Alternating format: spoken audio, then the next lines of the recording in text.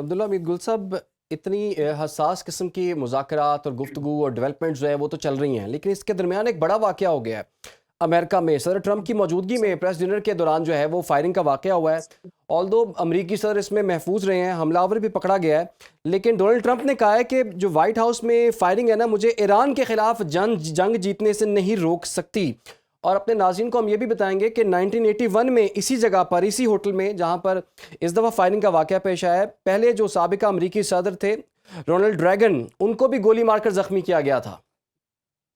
जी, बिल्कुल, ऐसा ही है। आप देखें कि असल बात ये है कि पहले तो ये वाक़या अफ़सोसनाक है, इस किस्म के वाक़यात नहीं होने चाहिए। इससे 2 बातें साबित होती हैं कि अमेरिका के सदर जो हैं, वो अमेरिका में महफ़ूज़ नहीं हैं। वो दुनिया को क्या महफ़ूज़ बनाएँगे, नंबर 1। नंबर 2 ये है कि जॉन एफ कैनेडी को भी गोली मार दी गई थी, लेकिन कभी वो इंक्वायरी जो उसकी है, वो सामने उस तरह से नहीं लाई गई। फिर 9/11 का वाक़या हुआ, वो भी इंक्वायरी सामने नहीं लाई गई, जैसे लानी चाहिए थी। और फिर साथ ही साथ सदर रोनाल्ड रेगन का बिल्कुल आपको याद है कि मेरे ख़्याल में उनकी बेटी चेल्सी क्लिंटन जो चेल्सी कह रहा हूँ, उनकी बेटी का नाम क्या था? वो भी साथ थीं। तो उनके सामने वो प्रेज़िडेंट रेगन का ये वाक़या हो गया था। लेकिन वो भी बात जो थी वो कहीं आई-गई हो गई थी। अब ये जो वाक़या हुआ तो पूरी सिक्योरिटी तो ज़ाहिर है इस टाइम पे, क्योंकि प्रेज़िडेंट ट्रंप के ऊपर पहले भी अटेम्प्ट्स हो गई थी और कुछ रिपोर्ट्स भी आ रही थी कि उनके ऊपर मज़ीद अटेम्प्ट्स जो हैं वो होंगी।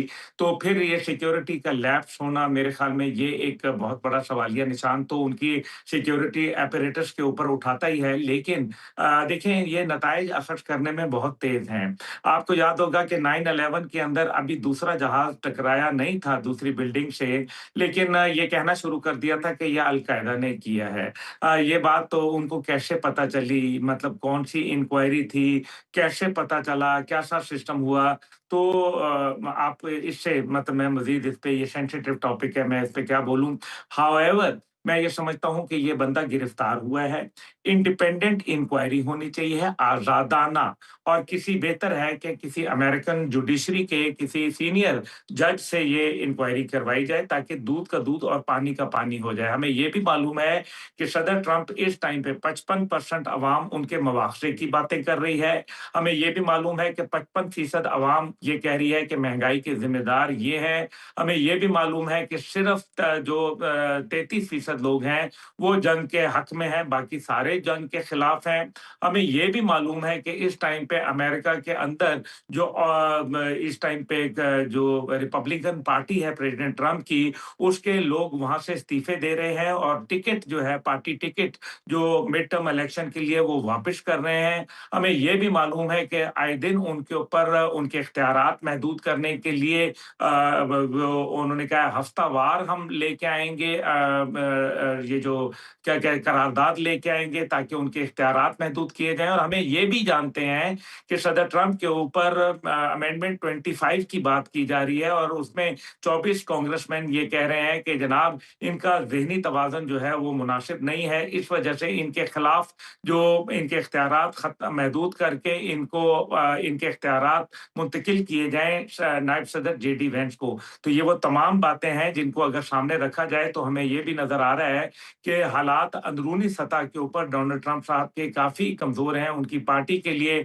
मुश्किलात हैं, उनके पास इलेक्शन कैंपेन के लिए देने को कुछ नहीं है। और जंग के अंदर जो एक सुबकी उठाई है वो अपनी जगह, और जो अभी तक उठाई जा रही है, और $1.2 बिलियन पर डे खर्च करने के बाद 40 रोज़ा जंग के बाद 2 न्यूक्लियर ममालिक ने एक निहत्ते नॉन न्यूक्लियर मुल्क पर हमला किया और रिज़ल्ट उनका डिज़ायर्ड नहीं आया। हमें ये भी जानते हैं कि इस टाइम पे अटॉर्नी जनरल को भी निकाल दिया गया। हमें पता है कि आर्मी चीफ को भी निकाल दिया गया, नेवी के मिनिस्टर को भी निकाल दिया गया, और इससे पहले जो है नेशनल सिक्योरिटी एडवाइज़र टेररिज्म के ऊपर उनको भी उन्होंने भी इस्तीफ़ा दे दिया। ये वो तमाम बातें हैं जिनको अगर सामने रखा जाए तो फिर डोनाल्ड ट्रंप साहब जो ये कह रहे हैं कि ईरान की क़यादत में इंतशार है, मेरे ख़्याल में वो अपने गिरबान में पहले झाँक लें, उनको इंतशार वाज़ेह नज़र आ जाएगा अगर वो देखना चाहें तो। तो अभी तो जैसे कि आपने खुद बता दिया, ट्रंप पे बड़ी मुश्किलात हैं और बड़े दबाव में वो नज़र आ रहे हैं, और जैसे कि आपको पता है कि 60 दिन के अंदर वो इस जंग की उन्होंने कांग्रेस से मंजूरी भी लेनी है, उसमें भी अब 2-3 दिन बाकी रह गए हुए हैं। तो अब डोनाल्ड ट्रंप करेंगे क्या? देखिए, उन्होंने तो स्टीव विटकॉफ, जेरेड कुशनर को कह दिया कि आपने पाकिस्तान नहीं जाना। एक सिर्फ पेपर लेने के लिए आप लोग क्या करने जा रहे हैं। दूसरा, आपने खुद ही बता दिया कि 18 घंटे इतना तवील सफ़र करके, आपने खुद भी बात ये की थी कि अमरीकी जो है इतने बेवकूफ़ नहीं हैं कि 12,000 किलोमीटर का सफ़र जो है वो बार बार वो यहाँ पर तय करें। तो अब क्या बराह रास्त मुज़ाकरात होंगे, बिलवास्ता मुज़ाकरात होंगे, होगा क्या? और अगर, चूंकि डोनाल्ड ट्रंप है उस तरफ, आपको ये भी पता है कि उन्होंने जो जो दूसरी सीज फायर है उसका कोई टाइम नहीं दिया हुआ, उसकी कोई डेडलाइन नहीं है। ऐसा भी तो हो सकता है कि वो किस दिन वो उठे, और जैसे कि एक्सपेक्ट भी किया जा रहा है, तो वो किस दिन उठेंगे, वो कहेंगे अच्छा जी वो जो गुज़श्ता रात गुजरी थी ना उसमें वो सीज फायर की डेडलाइन खत्म हो गई थी, अब मैं हमले करने जा रहा हूँ। तो आपको क्या लगता है क्या होने जा रहा है आगे? इमरान सनाउल्लाह साहब, आप भी बादशाह आदमी हैं। आप समझते हैं कि अच्छा अमेरिका जो अपनी बात कहेगा उसके ऊपर कायम रहेगा। वो कौन-सी बात है जो अमेरिका ने अभी तक दुनिया की बातों पे वो कायम रहे हैं। हम्म। जब ईरान ने न्यूक्लियर डील साइन कर ली थी 2015 के अंदर, तो मुझे ये बताइए कि उससे क्या अब अच्छी डील मिलेगी? 2 साल लगे थे मेरे भाई। 160 पेज, ज़रा वो डील है वो ज़रा कभी पढ़िए। आपको पता चलेगा कि उससे बेहतर डील इनको नहीं मिल सकती। इसका मतलब ये है, उस डील से फिर मुकरना वाला कौन था? क्या वो अमेरिका के किसी चौकीदार के साथ डील साइन हुई थी? वो भी तो अमेरिका के सदर के साथ साइन हुई थी ना, उसमें तो बल्कि बड़े-बड़े ममालिक भी शामिल थे, जेसीओपी की बात कर रहा हूँ मैं। तो फिर इसका मतलब है कि डील तो एक बेहतरीन थी। तो अमेरिका तो अपनी बात के ऊपर पूरा रहता ही नहीं है, वो तो कहता है कि ठीक है जनाब, मैं जो कह रहा हूँ, वो बस कह दिया। उन्होंने ये कहा था उसामा बिन लादेन वाले मामले के ऊपर भी उन्होंने कहा था कि जनाब इंक्वायरी तो कंडक्ट करें। उन्होंने कहा था जनाब अखबार जाके फेंक दिए थे कि ये अखबारों की कटिंग है, ये है एविडेंस तुम्हारे खिलाफ। उन्होंने कहा ये तो अखबार हैं। उन्होंने कहा फिर जो अखबार है या जो मर्ज़ी है, जो हम कह रहे हैं वो सही है। उन्होंने फिर मुल्ला उमर ने कहा था, तुम जो मर्ज़ी कहते रहो, हम तुम्हें कभी ये नहीं मानेंगे कि तुम्हारा कानून अल्लाह के कानून से ज़्यादा है। ये बात फिर हुई थी। तो जी। ये अब यहाँ भी मसला ये है कि एक कौम खड़ी हो गई है। उन्होंने कहा है कि जनाब हम तुम्हारे सामने सरेंडर नहीं करेंगे। हाँ, ये मुश्किलात हैं, ईरान के लिए मुश्किलात हैं। 20 लाख लोग उनके जॉबलेस हुई है, जो उनके अभी तेल के कुओं का बहुत बड़ा मसला है। एक पुराना उनका ऑयल टैंकर था जिसके अंदर तकरीबन वो अब एक बड़ी तादाद के अंदर 20 मिलियन से ज़्यादा वो कोई तेल डालना चाहते हैं, वो खार के पास ले आए हैं, क्योंकि वहाँ तेल के कुएँ ड्राई हो जाएँगे। जी। लेकिन क्या तेल के कुएँ सिर्फ़ इमरान साहब यहाँ ड्राई होंगे? कुवैत, कतर, बहरीन और यूएई के नहीं होंगे? क्योंकि अपना हुर्मुज़ तो अभी भी अमेरिका के कंट्रोल में तो नहीं है। हाँ, अमेरिका की मर्ज़ी से कोई अंदर नहीं जा सकता, तो फिर ईरान की मर्ज़ी से कोई बाहर भी नहीं जा सकता हुज़ूर, ये भी याद रखें। वो नेवी जिसको उन्होंने ख़त्म कर दिया था, आप अमेरिका की सच्चों को सुनना चाहते हैं कि वो कितना सच बोलता है?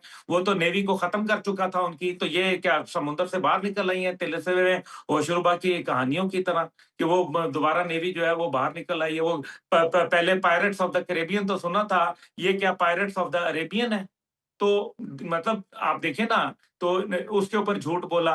फिर उन्होंने कहा कि जी हमने तो इनकी आर्मी खत्म कर दी है, तो वो आर्मी भी मौजूद है। तो आईआरजीसी लड़ रही है, ये मिसाइल कोई जिन्नात तो चला नहीं रहे।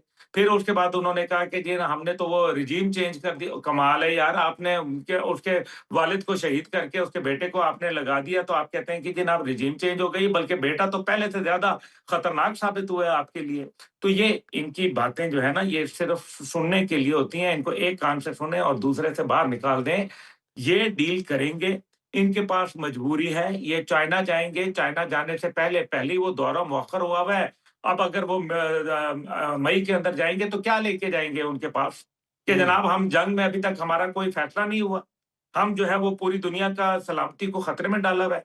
इनका मसला ये है कि इस दौरान जंग इन्होंने, जो मैं आखिरी बात आपके साथ करूँ, इन्होंने दौरान जंग ये सोचा कि चोक पॉइंट्स जो हैं किसी भी मुल्क के लिए, वो उनका इकोनॉमिक जो है वो चोक पॉइंट होता है।